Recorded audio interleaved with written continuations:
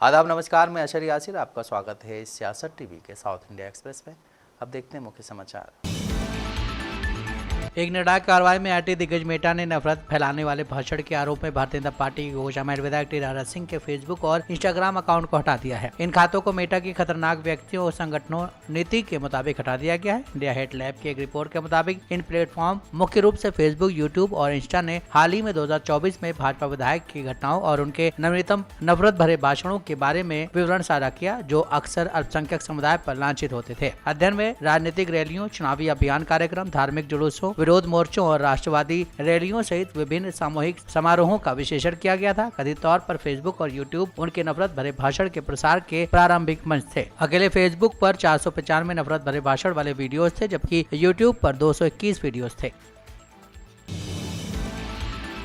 एक आधिकारिक सूत्र ने बताया कि मुख्यमंत्री रेवंत रेड्डी की पसंदीदा परियोजनाओं फ्यूचर सिटी, मूसी कायाकल्प और मेट्रो रेल फेज 2 को आगामी राज्य बजट 2025-26 में महत्वपूर्ण वित्तीय सहायता मिलने वाली है। नगर पालिका प्रशासन और शहरी विकास विभाग के अधिकारियों ने उच्च प्राथमिकता वाली परियोजनाओं से संबंधित बजट प्रस्तावों को अंतिम रूप दे दिया है और उन्हें मंजूरी के लिए मुख्यमंत्री के पास भेज दिया है। सहयोग से रेड्डी खुद MNUD विभाग संभालते हैं। प्रस्तावों को डिप्टी CM मल्लू भट्टी विक्रमांक को भेज दिया गया है, जो वित्त विभाग संभालते हैं। MNUD विभाग द्वारा तैयार प्रारंभिक परियोजना रिपोर्ट PPR के मुताबिक राज्य सरकार मूसी कार्यकल्प परियोजना के लिए विश्व बैंक से 4100 करोड़ रुपए उधार लेने की योजना बना रही है। राज्य 1776 करोड़ रुपए का योगदान देगा, जबकि शेष धनराशि निजी क्षेत्र के निवेश और केंद्रीय योजनाओं से जुटाई जाएंगी। सरकार ने दिसंबर 2030 तक मूसी परियोजना को पूरा करने का महत्वाकांक्षी लक्ष्य रखा है। आगामी बजट में मूसी परियोजना के लिए पर्याप्त आवंटन की उम्मीद है, जिसमें राज्य सरकार अपने हिस्से का धन आवंटित करने वाली है। हैदराबाद के विकास पर अपने फोकस के अनुरूप मुख्यमंत्री ने अधिकारियों को मार्च के अंत तक शमीरपेट, मेडचल और future city metro rail corridor के लिए विस्तृत परियोजना रिपोर्ट तैयार करने का निर्देश दिया है।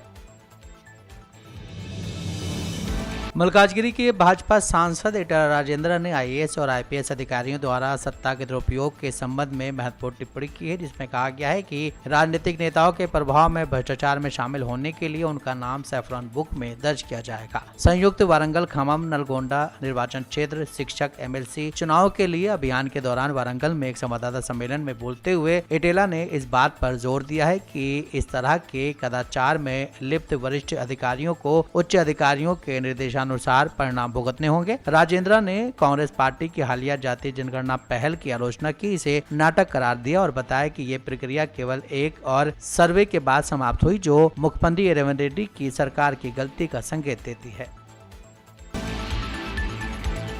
भूपल्ली से कांग्रेस विधायक गजेंद्र सत्यनारायण राव ने आज उस व्यक्ति की हत्या की निंदा की जिसने तेलंगाना के पूर्व मुख्यमंत्री के चंद्रशेखर राव के खिलाफ मामला दर्ज कराया था। उन्होंने मूर्ति की हत्या की पूर्ण पैमाने पर CBCID जांच का आह्वान किया और कहा है कि भूपल्ली में ऐसे राजनीतिक हत्याएं बर्दाश्त नहीं की जाएंगी। विधायक ने इसे सुपारी किलिंग होने का संदेह जताया है। पीड़ित की पहचान N राजलिंग मूर्ति के रूप में हुई है। राव ने कहा है कि कांग्रेस पार्टी पूर्व पार्षद के पति की हत्या की कड़ी निंदा करती है। उन्होंने कहा है कि पुलिस को हत्या के पीछे के दोषियों को तुरंत गिरफ्तार करने का आदेश दिया गया है। मूर्ति की पत्नी ने पूर्व विधायक के समर्थन पर उनके पति की राजमार्ग पर हत्या करने का आरोप लगाया। सल्ला ने मीडिया को संबोधित करते हुए कहा है कि वेंकट रमन्ना रेड्डी ने केस वापस लेने के लिए मूर्ति को 10 लाख रुपए की पेशकश की थी। महिला ने कुछ नेताओं और कुछ अन्य लोगों पर मूर्ति की हत्या का आरोप लगाया और न्याय की मांग की। केंद्रीय मंत्री पंडित संजय कुमार ने वेतन संशोधन आयोग और लंबित बकाया सहित प्रमुख कर्मचारी मुद्दों को हल करने में विफल रहने के लिए तेलंगाना की कांग्रेस सरकार की आलोचना की है। करीमनगर में कर्मचारियों और शिक्षकों की एक बैठक में बोलते हुए उन्होंने सवाल किया कि तेलंगाना संघर्ष में सबसे आगे रहने वाले लोग अब अपने सामान्य भविष्य निधि को सुरक्षित करने के लिए भी संघर्ष क्यों कर रहे हैं। कर्मचारियों पर बढ़ते वित्तीय बोझ को उजागर करते हुए उन्होंने बताया कि लंबित DA, GPF, चिकित्सा और ग्रेजुएटी बकाया 8,200 करोड़ रुपए तक पहुंच गया है, जबकि सेवानिवृत्त लाभ 11,000 करोड़ रुपए तक बढ़ गया है। उन्होंने कांग्रेस सरकार पर अपने द्वारा किए गए 6 गारंटियों को लागू करने में विफल रहने का आरोप लगाया और कर्मचारियों से आग्रह किया है कि वो इस बात पर विचार करें कि वास्तव में उनके मुद्दों का समर्थन किसने किया है, जहां तक कि उनके लिए जेल भी गए हैं। संजय ने कांग्रेस की आरक्षण नीतियों को लेकर भी निशाना साधा है। दावा किया है कि मुसलमानों को 4% आरक्षण देने से MIM को JHMC चुनाव में सीटें हासिल करने में मदद मिली। उन्होंने ये आरोप हाल ही में लगाया है। उन्होंने कांग्रेस और BRS को एक ही सिक्के के 2 पहलू बताते हुए मुसलमानों को हिंदुओं के लिए निर्धारित कोटे में कैसे शामिल किया जा सकता है, इस पे भी आरोप लगाया है। टीपीसीसी अध्यक्ष बी महेश कुमार गौड़ ने आगामी एमएलसी चुनाव में कांग्रेस का समर्थन करने का आग्रह किया। उन्होंने एमएलसी चुनाव सहित सभी चुनाव मुकाबलों में भाजपा और बीआरएस के बीच गुप्त समझौते का आरोप लगाया है। उन्होंने भाजपा पर बेरोजगार युवाओं को धोखा देने का आरोप लगाया और तेलंगाना में एक दशक से चल रही कथित लूट के लिए बीआरएस की निंदा की है। कांग्रेस एमएलसी उम्मीदवार के समर्थन में कामारेड्डी और निजामाबाद में हुई बैठकों में गौड़ ने कहा कि मतदाताओं ने विधानसभा और संसदीय चुनाव में पहले बीआरएस को खारिज कर दिया है। उन्होंने भविष्यवाणी की कि अगले विधानसभा चुनाव तक पार्टी राज्य की राजनीति से गायब हो जाएगी। गौड़ ने पूर्व मुख्यमंत्री के चंद्रशेखर राव और वर्तमान मुख्यमंत्री रेवंत रेड्डी के बीच भी तीखी तुलना की और पिछले एक साल में रेवंत रेड्डी के समावेशी शासन और सार्वजनिक सेवाओं के प्रभावी वितरण की प्रशंसा की है। उन्होंने कहा कि केसीआर ने विपक्ष की भूमिका को भी नजरअंदाज कर दिया और अब कांग्रेस सरकार को दोषी ठहराने की कोशिश कर रहे हैं।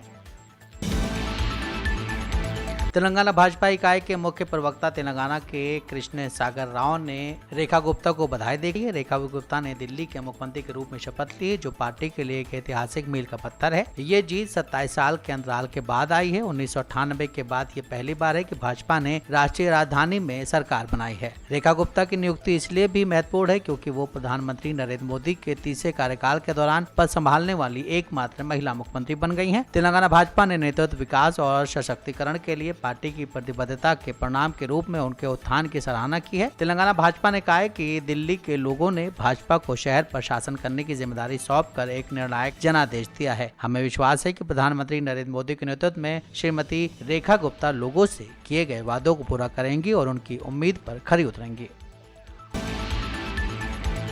तेलंगाना के पूर्व मुख्यमंत्री के चंद्रशेखर राव आज नंदीनगर स्थित अपने आवास पर बीआरएस नेताओं के साथ बैठक करने वाले हैं। बैठक में प्रमुख राजनीतिक घटनाक्रम और पार्टी के भविष्य की रणनीति पर ध्यान केंद्रित रहने की उम्मीद है। बीआरएस राज्य में अपनी स्थिति मजबूत करने की कोशिश में है। पार्टी नेताओं के साथ केसीआर की चर्चा आगामी राजनीतिक कदमों को आकार देने में महत्वपूर्ण भूमिका निभा सकती है। बैठक के एजेंडे और नतीजों पर आधिकारिक जानकारी प्राप्त नहीं हुई है।